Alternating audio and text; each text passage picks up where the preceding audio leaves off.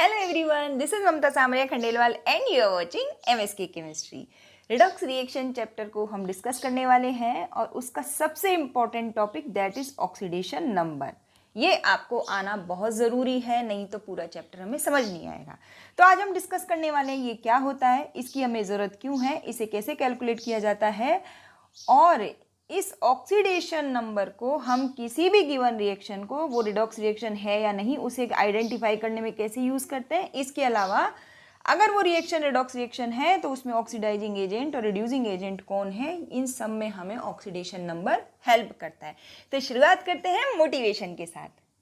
Thought for students, a little progress to each day adds up to big results. ये है आपके motivation के लिए और हमारे मोटिवेशन के लिए आपका एक प्यारा सा लाइक। अगर आप चैनल पर नए हैं तो please subscribe our channel and hit the bell icon. Oxidation number, आज का वीडियो थोड़ा बड़ा होने वाला है, लेकिन सीबीएसई बोर्ड की सारे प्रॉब्लम्स को हमने इसमें इंक्लूड किया है, so keep watch the video till the and.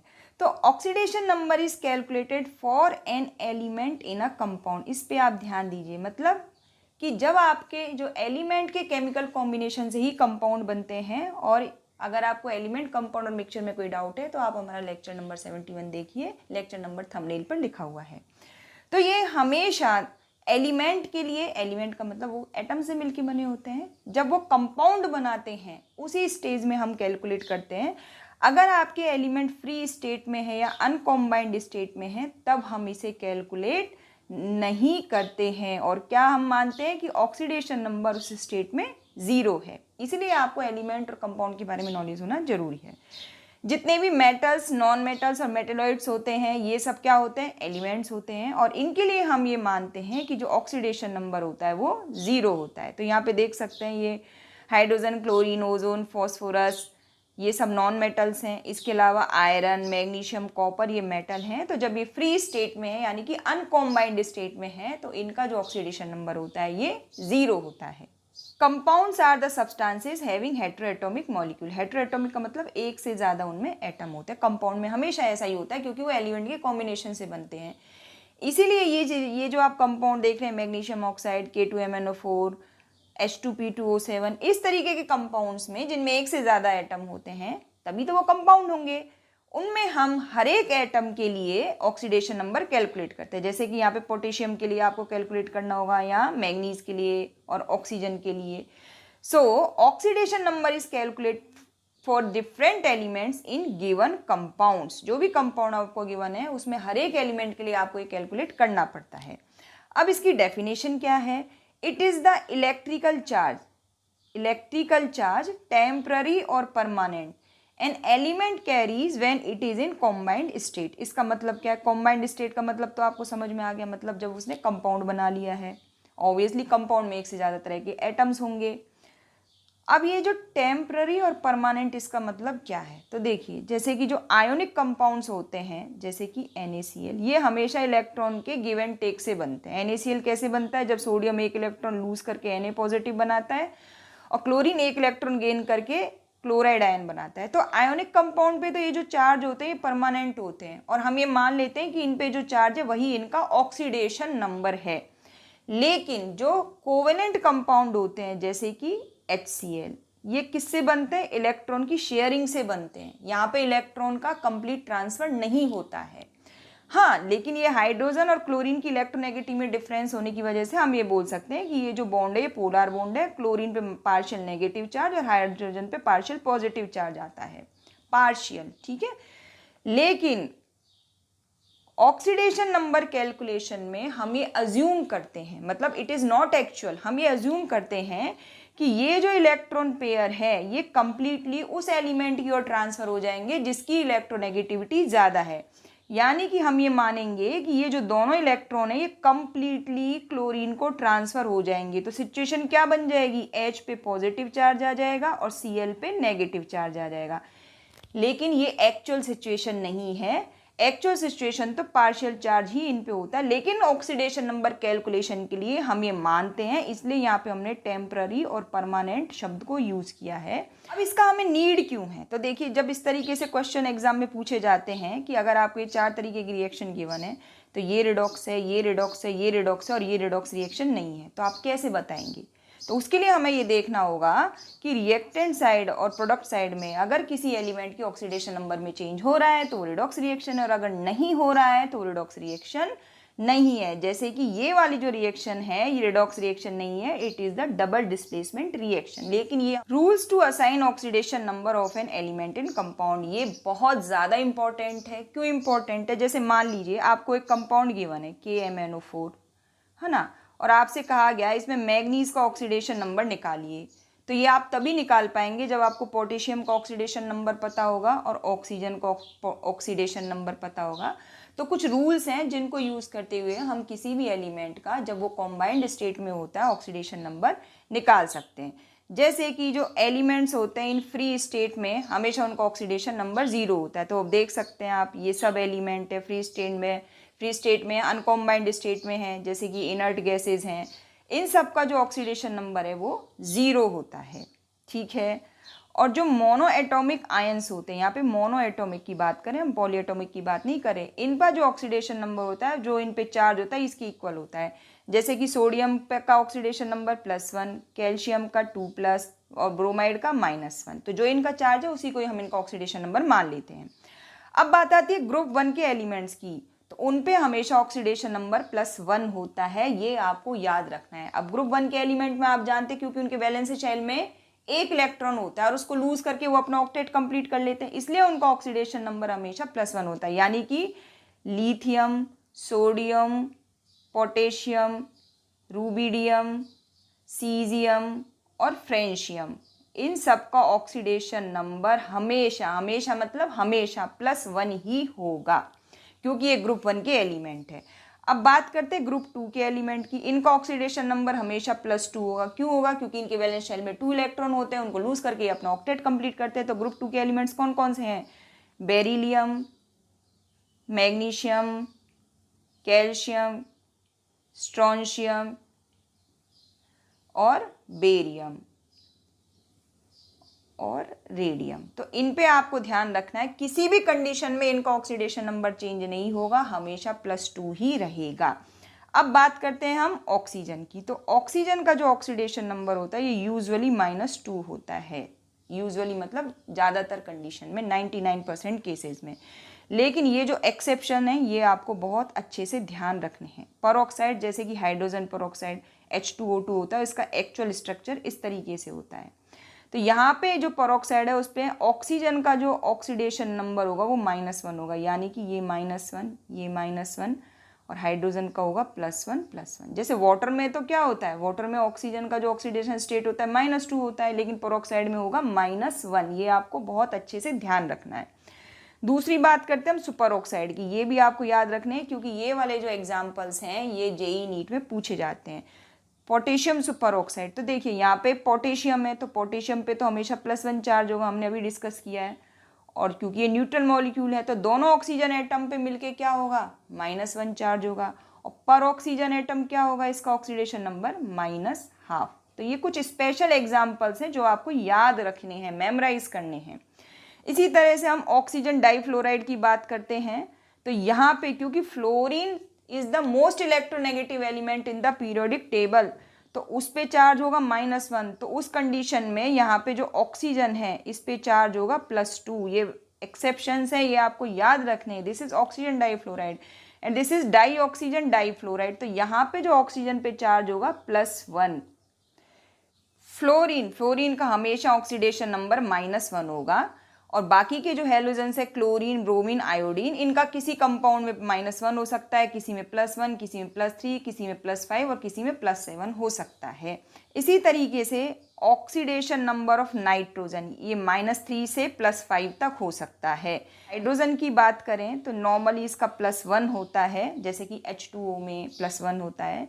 लेकिन जो हाइड्राइड्स मतलब जो मेटल के साथ जब ये बनाते हैं, जैसे कि सोडियम हाइड्राइड है ना, NaBH4 सोडियम बोरोहाइड्राइड, तो यहाँ पे जो हाइड्रोजन का ऑक्सीडेशन नंबर होगा वो -1 होगा, क्योंकि सोडियम का तो हमेशा +1 होता है, न्यूट्रल मॉलिक्यूल है। तो हाइड्रोजन पे क्या होगा, -1। देखो हाइड्रोजन की वैलेंस शेल में एक इलेक्ट्रॉन होता है, तो एक इलेक्ट्रॉन लूज करता है तो H पॉजिटिव बनाता है, एक इलेक्ट्रॉन गेन करता है तो -1 बनाता है, हाइड्राइड बनाता है। तो ये चीज़ आपको ध्यान रखना है।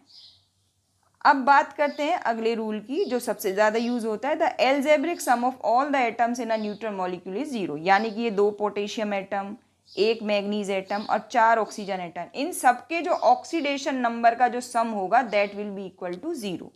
और वहीं अब अगर हम किसी polyatomic ion, this is ion, polyatomic ion की बात करें तो ये किसके इक्वल होता है, उस पर जो चार्ज होता है, जैसे कि इस केस में कितना है -2 चार्ज है, तो इसके इक्वल होगा किसका, 4 सल्फर एटम और 6 ऑक्सीजन एटम का जो ऑक्सीडेशन नंबर का जो सम होगा that will be equal to -2। ये आगे जब हम प्रॉब्लम्स करेंगे तो सब आपको क्लियर हो जाएगा। अब एक बहुत ही इंपॉर्टेंट बात, ये ध्यान रखिए, oxidation number of element can be positive, negative और होल नंबर, और ये 0 भी हो सकता है, ये है ना।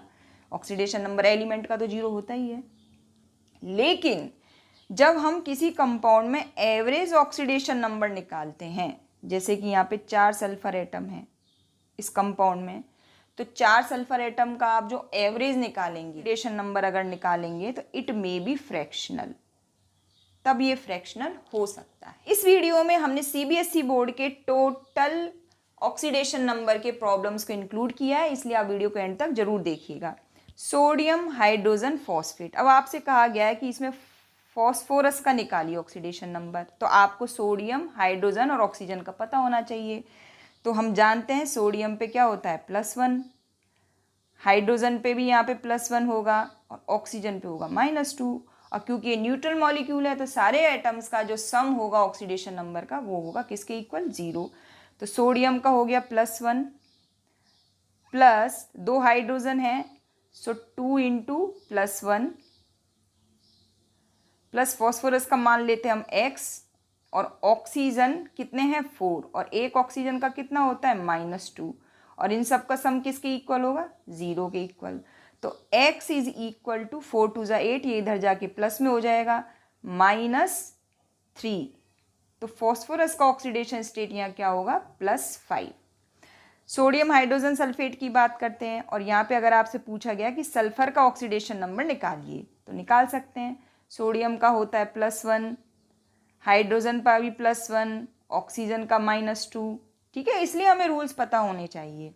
तो यहाँ पे सोडियम का हो गया +1, हाइड्रोजन का +1, सल्फर का मान लेते हैं हम x, और ऑक्सीजन कितने 4, और उसका होता है -2, और that is equal to 0। So x is equal to 4 × 2 = 8 -2, that is equal to +6। ठीक है, अब हम पायरोफॉस्फोरिक एसिड की बात करें, जहां मान लीजिए फॉस्फोरस पे आपको निकालना है और यहाँ पे 2 फॉस्फोरस के एटम हैं, तो हाइड्रोजन पे कितना होगा +1, ऑक्सीजन पे 2-, तो निकाल लेते हैं 4 × +1 प्लस, अब फॉस्फोरस के एटम कितने हैं यहाँ पे 2, तो यहाँ पे हम लिखेंगे 2x प्लस 7 ऑक्सीजन के एटम है तो 7 × -2, और that is equal to 0।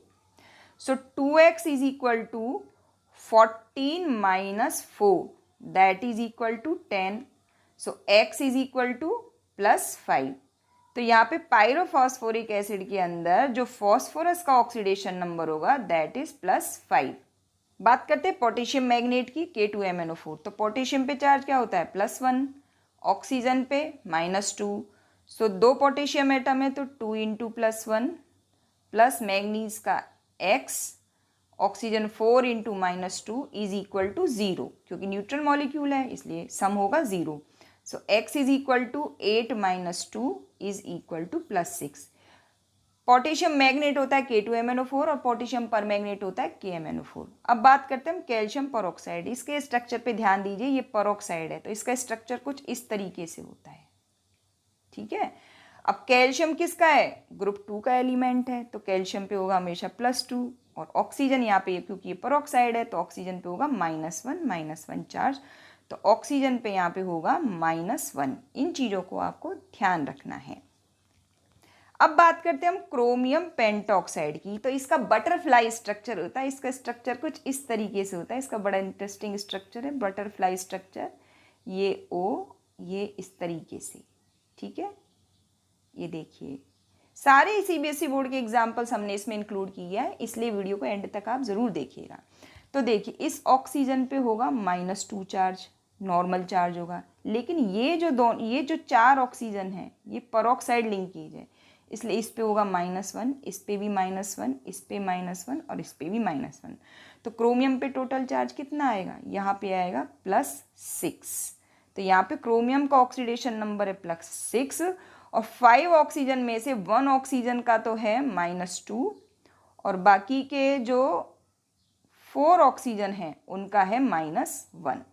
Sodium borohydride, तो देखिए यहाँ पे हाइड्रेट आपको दिख रहा है, तो हाइड्रेट का मतलब क्या है, हाइड्रोजन पे होगा चार्ज -1, सोडियम पे होगा +1। तो निकाल लेते हैं, सोडियम पे है +1 तो दिस इज +1 प्लस बोरोन का मान लेते हैं हम x और हाइड्रेट 4 है, -1 चार्ज है, that is equal to 0। So x is equal to 4 - 1 is equal to +3। तो यहाँ पे बोरोन का ऑक्सीडेशन नंबर क्या होगा, +3। बोरोन का होगा +3। बात करते हैं ओलियम और डाइसल्फ्यूरिक एसिड की, तो निकाल लेते हैं। यहाँ पे मान लीजिए आपको इस सल्फर के 2 एटम्स का निकालना है, तो हाइड्रोजन कितने हैं 2, उस पे होगा +1 चार्ज, ऑक्सीजन पे होगा -2। तो निकाल लेते हैं, दोनों हाइड्रोजन की वजह से कितना होगा 2 प्लस सल्फर पे 2x, सल्फर का x मान लेते हैं, 2 सल्फर एटम है तो हमने 2x लिखा, ऑक्सीजन है 7, oxygen -2 is equal to 0। So 2x is equal to 14 - 2 that is 12 and x is equal to +6। तो यहाँ पे जो सल्फर है इस पे जो ऑक्सीडेशन नंबर होगा दैट इज +6। अब बात करते हैं एलम की, तो ये डबल सॉल्ट है। अब डबल सॉल्ट में ये जो क्रिस्टलाइन वाटर है ना, इसको आप स्किप कर सकते हैं, ठीक है। तो कैलकुलेशन को लेंदी बनाने से बचने के लिए इसको आप स्किप कर दीजिए, स्किप नहीं भी करेंगे तो भी आंसर सेम आने वाला है, मैं यहाँ पे स्किप कर देती हूँ।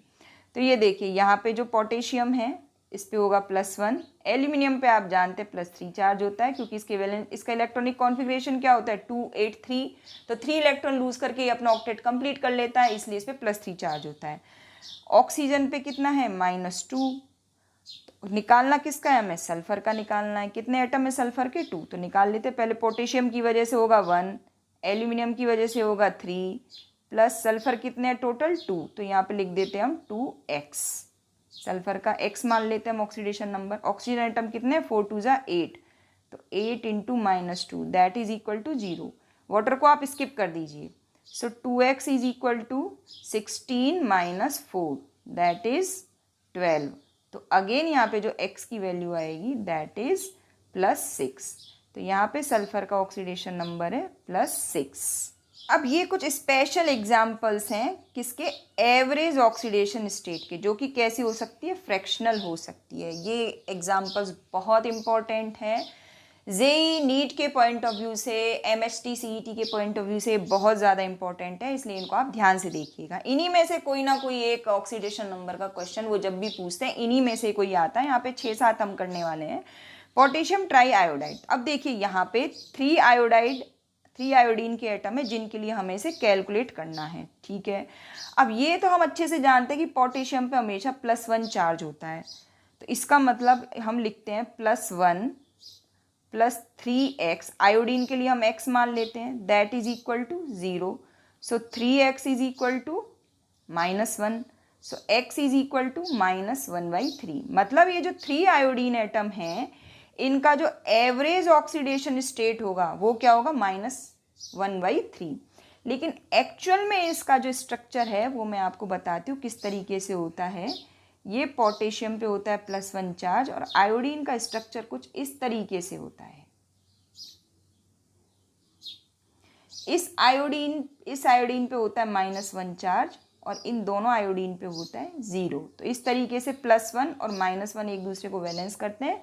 लेकिन जो एवरेज ऑक्सीडेशन स्टेट जो 3 आयोडीन एटम्स की है दैट इज इक्वल टू -1/3 और इनका डिस्ट्रीब्यूशन इस तरीके से होता है। अब बात करते हैं हम टेट्राथायोनिक एसिड की, ठीक है। तो अगर आप कन्वेंशनल तरीके से निकालते हैं तो इसका जो ऑक्सीडेशन नंबर क्या आना चाहिए, देखो हाइड्रोजन पे होता है +1, ऑक्सीजन पे होता है 2-। तो अगर हम यूजुअल तरीके से निकालते हैं तो हाइड्रोजन की वजह से हो गया 2 प्लस सल्फर के 4 एटम है तो 4x is equal two plus, और ऑक्सीजन की वजह से हो गया 6 ऑक्सीजन एटम है तो -12, दैट इज इक्वल टू 0। तो 4x is equal to 10 and x is equal to 10/4, that is 2.5। तो इसका मतलब जो एवरेज ऑक्सीडेशन स्टेट आया किसका, सल्फर का, 4 सल्फर एटम्स के लिए जो एवरेज ऑक्सीडेशन स्टेट आया वो आया 2.5। तो ये तो एवरेज है, लेकिन चारों सल्फर एटम में ये जो ऑक्सीडेशन नंबर है 10, इसका डिस्ट्रीब्यूशन किस तरीके से ये हमें देखना होगा। ये क्वेश्चन जेईई में कई बार पूछा गया है, तो इसमें के लिए हमें टेट्राथायोनिक एसिड का स्ट्रक्चर पता होना चाहिए। तो वो स्ट्रक्चर हम यहाँ पे ड्रॉ कर लेते हैं। ये स्ट्रक्चर कुछ इस तरीके से होता है।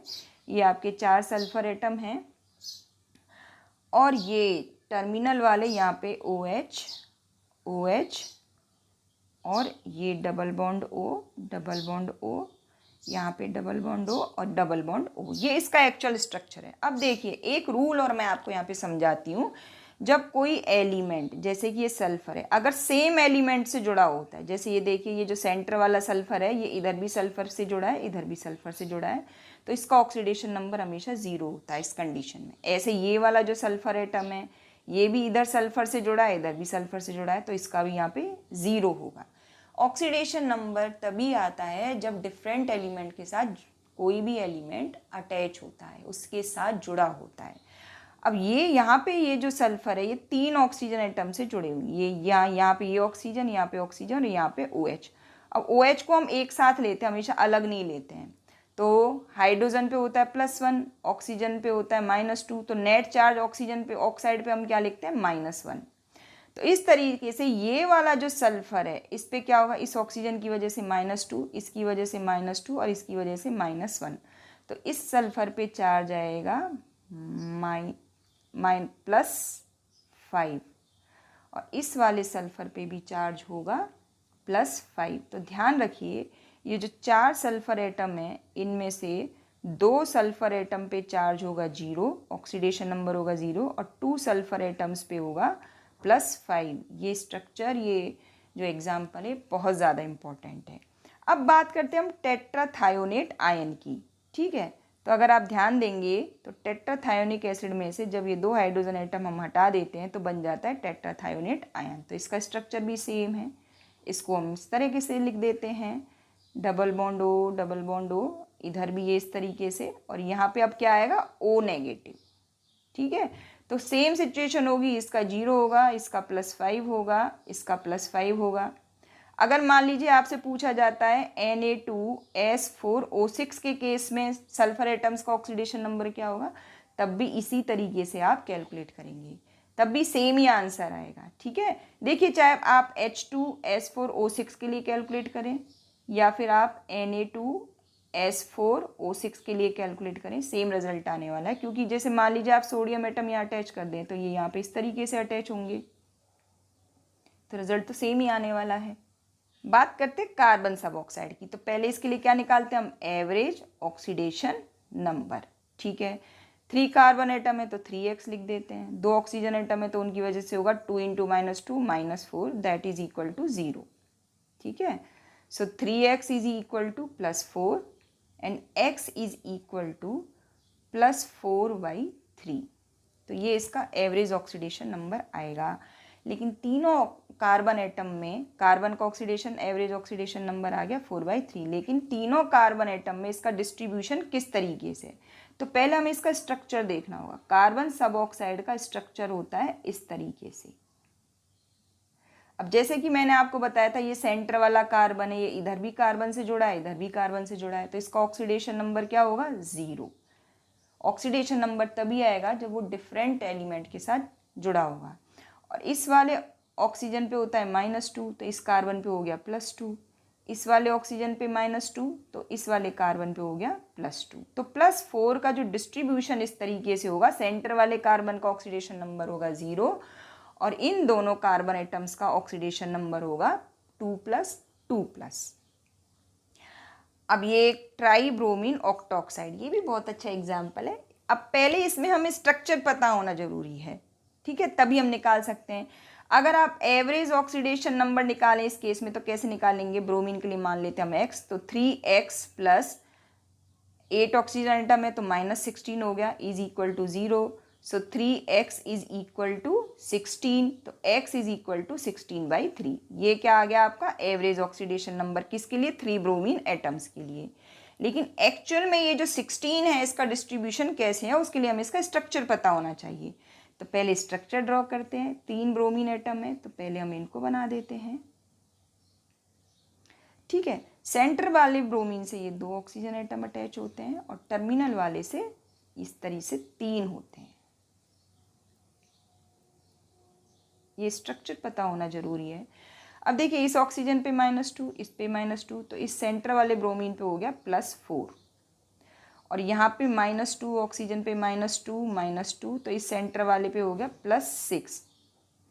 यहाँ पे -2 ऑक्सीजन पे -2 होता है ना, तो इन तीनों ऑक्सीजन की वजह से ब्रोमीन पे हो गया इस पे +6। तो किस तरीके से डिस्ट्रीब्यूशन है? +6, +4 और +6।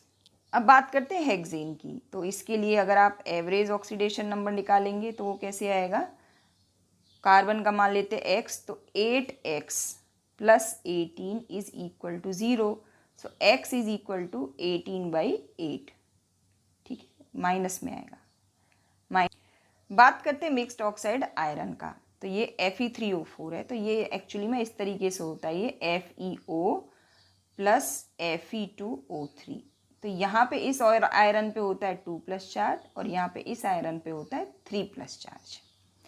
अब बात करते हैं हम थायोसल्फ्यूरिक एसिड की। तो एवरेज ऑक्सीडेशन नंबर निकालते हैं सबसे पहले। तो हाइड्रोजन की वजह से 2 सल्फर एटम है तो 2x और ऑक्सीजन की वजह से -6, that is equal to 0। So 2x is equal to 6, ये उधर चला जाएगा प्लस में, तो +3 आएगा। 6